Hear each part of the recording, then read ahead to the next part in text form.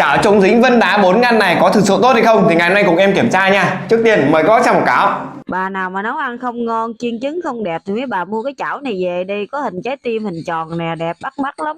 Ngoài chiên trứng ra mấy bà chiên cái gì vô đó cũng được hết đó nha. Ok, hàng đây rồi nha mọi người. Bây giờ tôi bắt đầu cùng em kiểm tra chất lượng thực tế của nó nha, để xem là chất lượng thực tế của nó như thế nào nhé.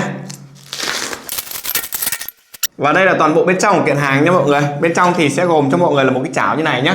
Chảo này thì được thiết kế như kiểu là vân đá mọi người, mà em nghĩ cái này là không phải vân đá đâu các bác ạ. Cái này như kiểu em nghĩ chắc là vảy sơn thôi, tại vì cái sản phẩm này em mua có mấy chục k này các bác ạ.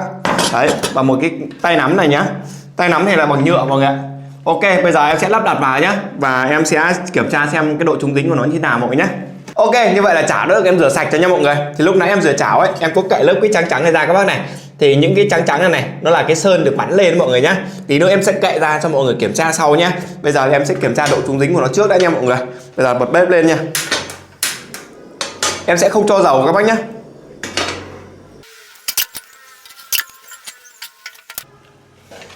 Ok, bây giờ bắt đầu em sẽ đập quả trứng này vào nha mọi người.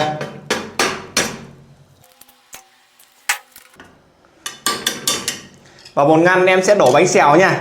Đổ bột bánh xèo các bác ạ. Đấy. 2 ngăn này em sẽ cho dầu mọi người nhé.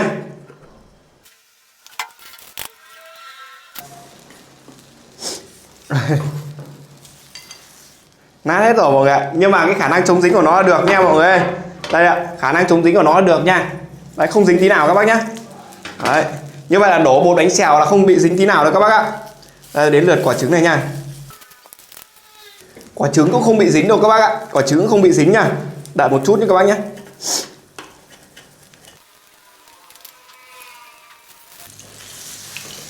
Đây mọi người này, cho dầu thì là không dính là điều đương nhiên thì các bác nhé. Và đã là cái bột bánh xèo không cho dầu ấy là nó cũng không dính đâu mọi người ạ.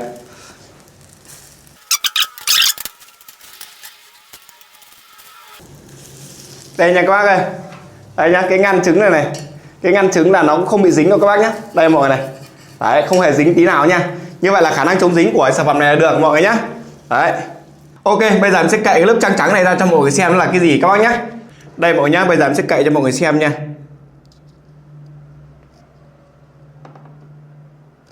Đấy, mọi người nhìn thấy chưa? Cái lớp trắng nhá, cái lớp trắng và cái lớp chống dính là hai cái lớp hoàn toàn khác nhau mọi người nhá. Cái lớp nó đen bên trong này các bác này là vẫn còn đen đây nhá. Còn lớp bên ngoài nó đã bay ra rồi các bác này. Cái này em nghĩ là sơn nó phun bắn lên mọi người. Đấy mọi người nhìn thấy chưa? Đấy mọi người nhìn nhá, cái lớp đen vẫn còn nguyên này. Cái lớp sơn rất là dễ cậy luôn các bác ạ. Đấy. Đấy mọi người nhìn thấy chưa? Đấy. Đấy mọi người nhá. Cái lớp sơn bên ngoài rất là dễ cậy ra các bác ạ. Cái này nếu mà ăn vào thì không biết là nó có tác dụng gì hay không hay mọi người nhé.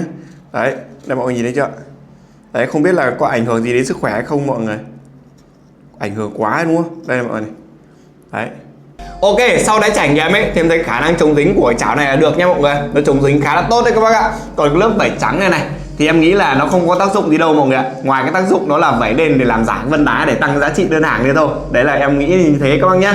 Đấy, còn cái lớp vảy trắng này mà ăn lâu ngày mà dính vào thức ăn thì em nghĩ là nó khá là độc hại đấy các bác ạ. Nên là mọi người cân nhắc nha.